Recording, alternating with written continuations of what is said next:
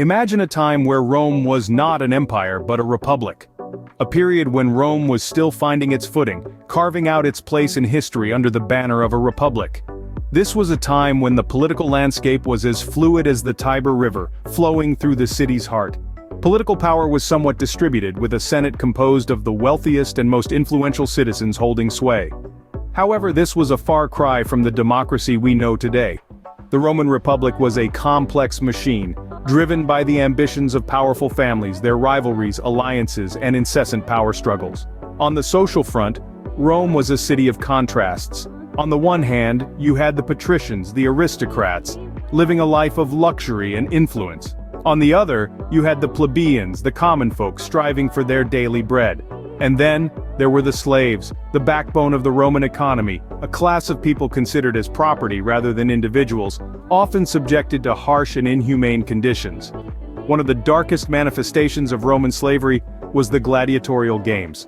These were bloody spectacles where slaves, prisoners of war, and condemned criminals were thrown into an arena to fight for their lives, all for the amusement of the Roman populace. These games, as brutal as they were, held immense societal importance. They were a means for the Roman elite to demonstrate their wealth and power, a distraction for the masses, and a brutal reminder of the fate that awaited those who defied Rome. Among these slaves was a group known as the Gladiators, warriors who were admired for their bravery yet lived lives of servitude. They were the rock stars of their time, yet beneath their public persona, they were still slaves, their lives dictated by the whims of their masters. Into this world of power, politics, and blood sports, a figure emerged who would challenge the very foundations of the Roman Republic. His name was Spartacus. Spartacus, a name that resonates through history, but where did his journey begin? Born in the tumultuous world of ancient Thrace, an area now shared by modern-day Bulgaria, Greece, and Turkey, Spartacus's early life was marked by conflict and hardship. The Thracians were known for their fierce warriors, and it's likely that Spartacus was no exception, honing his skills in the harsh environment of his homeland. But the world of the Thracians was not isolated. It was a part of the Roman Empire's ambitious reach, and Spartacus, whether by choice or by force, found himself enlisted in the Roman army. Here, he would have been trained in the brutal and disciplined art of Roman warfare, a skill set that would later prove pivotal. However, the strictures of military life were not for Spartacus. He deserted, choosing his own path over the rigid discipline of the Roman army, but freedom was short-lived. Spartacus was captured, and, as was customary for deserters, sold into slavery. His new life as a slave was a far cry from the freedom he had once known. He was sold to a gladiator school in Capua, a city with a lust for the bloody spectacle of gladiatorial combat. Here, Spartacus was trained to fight, to entertain the crowds with his strength and skill, and perhaps most importantly, to survive. Life in the gladiator school was brutal and unforgiving. Every day was a battle, every moment a struggle for survival. Yet it was here, in the heart of the Roman Empire, that Spartacus would find his true calling. His experiences as a Thracian warrior, a Roman soldier, and a gladiator would all converge, shaping him into the leader he was destined to become. And so the stage was set for Spartacus, the gladiator.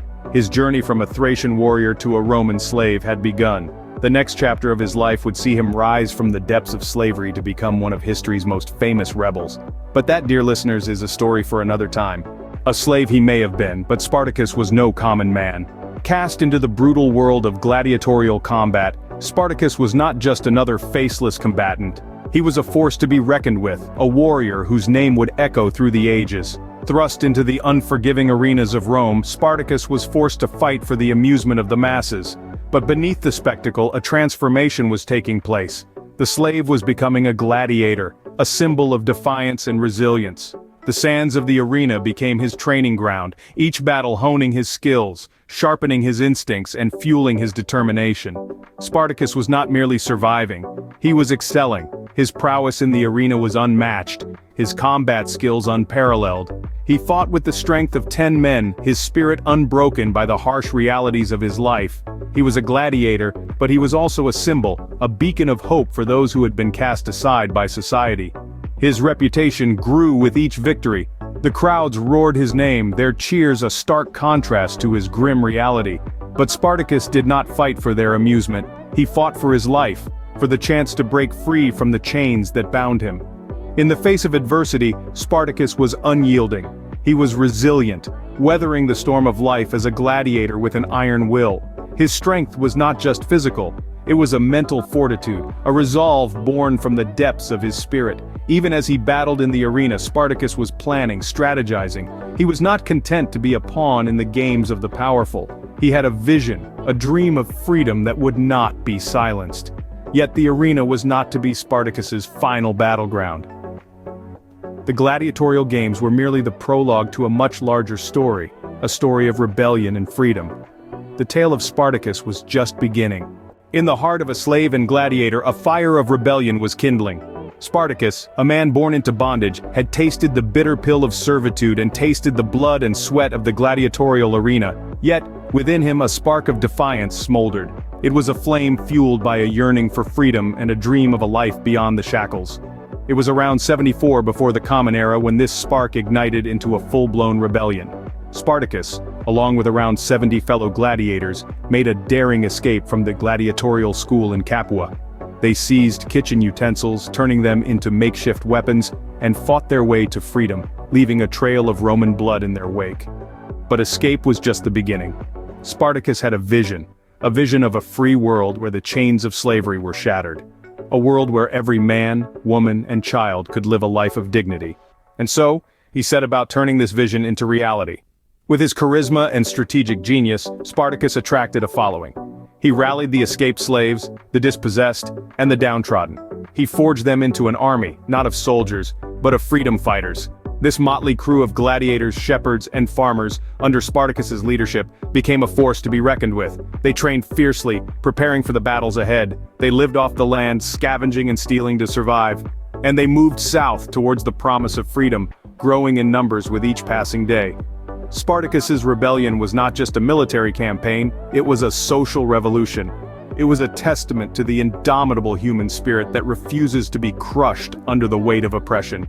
It was a beacon of hope for the enslaved, a rallying cry for the downtrodden, and a stark warning to the Roman Republic. Thus began a rebellion that would shake Rome to its core. Against the might of Rome stood Spartacus and his army of slaves. The rebellion that Spartacus led was not just a mere revolt, it was a full-scale war that shook the very foundations of the Roman Republic. It all began at the Gladiator school in Capua, where Spartacus and about 70 fellow gladiators broke free.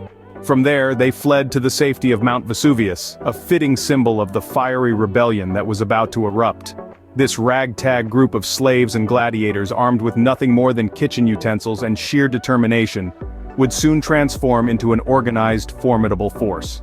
Spartacus was not just a fighter, he was a strategist. He understood that to challenge Rome, he needed numbers. And so, he rallied the slaves, promising them freedom and a life away from chains. His charisma and the promise of liberation attracted thousands of slaves, swelling the ranks of his army.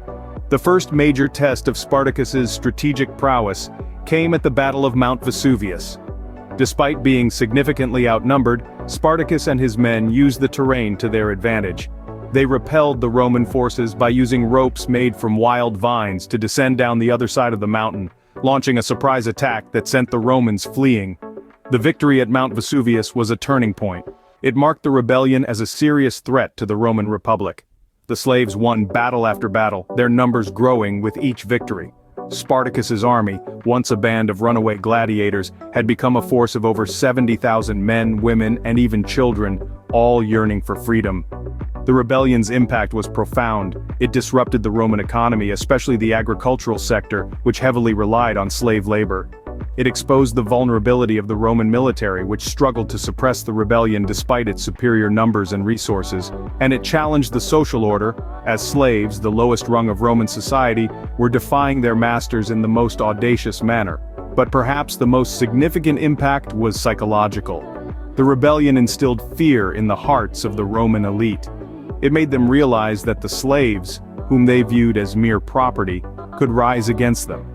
But it also gave hope to the oppressed, showing them that they could challenge their fate. Yet Spartacus's rebellion was not just about causing chaos and destruction. He sought a better future for his followers. He aimed to reach the Alps and disperse his followers to their homelands. He wanted to give them a chance at a free life, a life they could call their own. However, every rebellion has its reckoning. The rebellion of Spartacus was monumental, a beacon of hope for the oppressed. But it was also a direct challenge to the might of Rome, a challenge that would not go unanswered.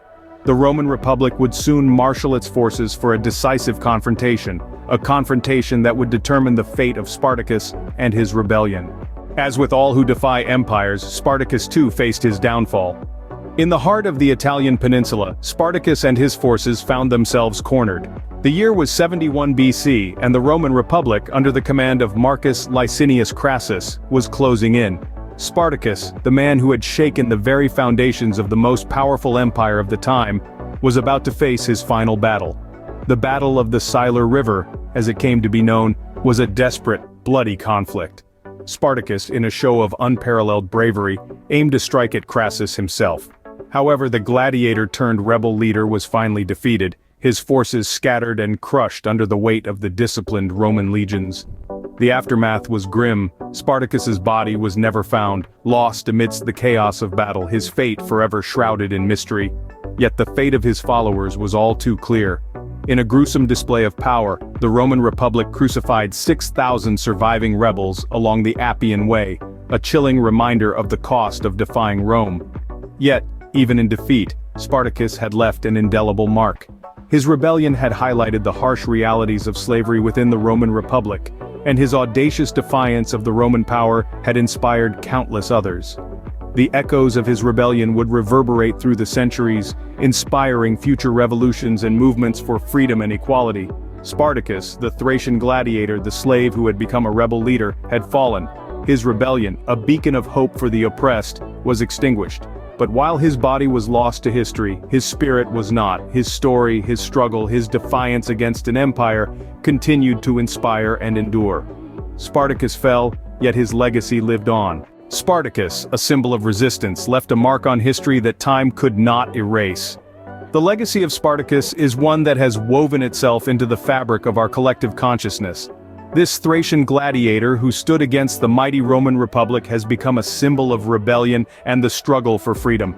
His story resonates with people from all walks of life, reminding us of the indomitable spirit of humanity in the face of oppression.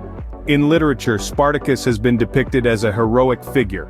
His story has been told and retold, each time imbuing him with attributes that reflect the contemporary social and political climate.